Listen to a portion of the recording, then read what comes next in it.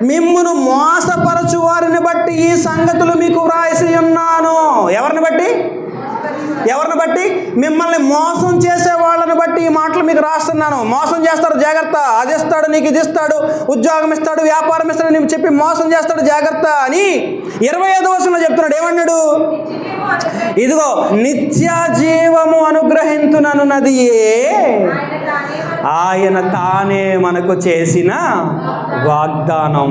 దేవుడు మనకు చేసిన వాగ్దానం ఏంటంటే, ఇదిగో నమ్మితే నిత్య జీవం ఇస్తా, అంతే.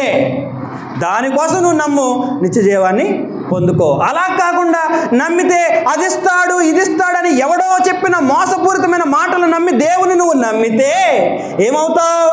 మోసపోతావు. అది దేవుణ్ణి ప్రేమించటము కాదు, దేవుడు ఇచ్చే వాటిని ప్రేమించటం. దేవుడికి కావాల్సింది దేవుడు ఇచ్చే వాటిని ప్రేమించేవాళ్ళు కాదు, దేవుణ్ణి ప్రేమించేవాళ్ళు.